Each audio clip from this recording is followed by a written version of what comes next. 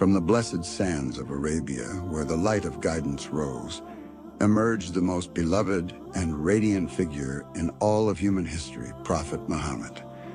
His physical appearance was a mirror of his inner light, a perfection crafted by the Creator himself. Those who saw him were struck with awe and love, and those who described him did so with trembling hearts and tearful eyes. The Prophet was neither too tall nor too short of medium stature, yet when he stood among men, he appeared the tallest in dignity and presence. His body was perfectly proportioned, and his frame was sturdy, exuding grace and strength. His chest was broad and his shoulders wide, giving an impression of noble majesty. His joints were prominent, and his hands were soft yet firm, as if carved with care. His blessed skin had a radiant tone, a luminous white, with a slight rose-tinted hue.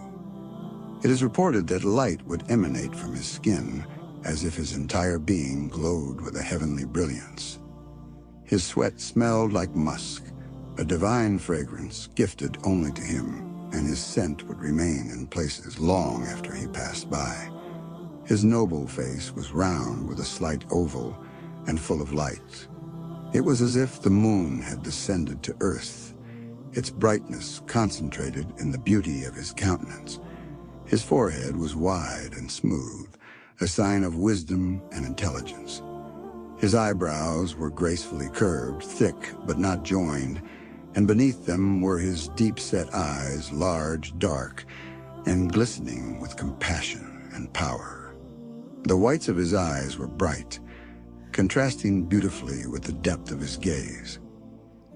His blessed eyelashes were long and thick, as though they shaded his eyes with natural grace.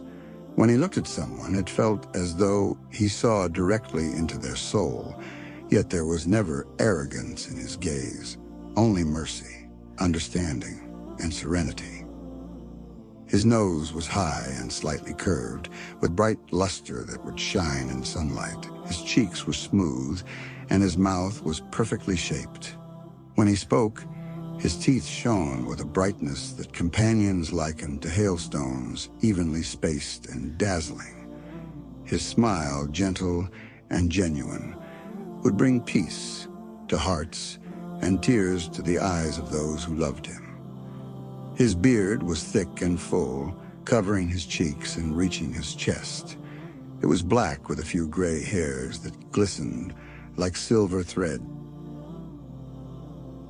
in black silk. He cared for it with gentleness and would often comb it. His hair was wavy and thick, sometimes reaching his earlobes, other times falling to his shoulders, and he would part it at the center.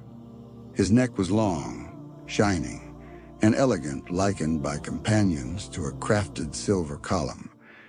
Between his shoulder blades was a unique physical sign, the seal of prophethood, a small raised area the size of a pigeon's egg, surrounded by moles and markings, foretold in the scriptures long before his birth.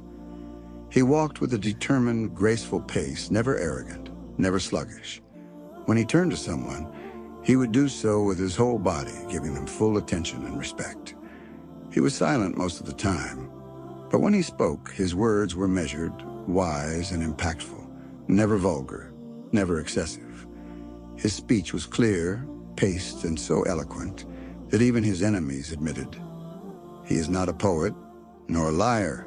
His words are truth." When he laughed, it was mostly a smile, sincere and full of warmth.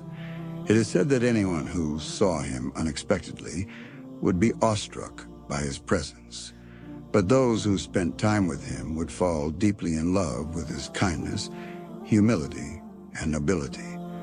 Anas ibn Malik, who served him for 10 years, said, "I have never touched silk softer than the hand of the messenger of Allah, and I have never smelled a scent more pleasant than his." Ali ibn Abi Talib radiyallahu said, "I have never seen anyone like him before or after." To know the Prophet is to fall in love. His beauty was not only of the body, it was the beauty of character, mercy, and divine grace. He was the walking Quran, embodying all that is noble, gentle, powerful, and wise. He was the best of Allah's creation, the most honored of messengers, and the most beloved to every heart that believes.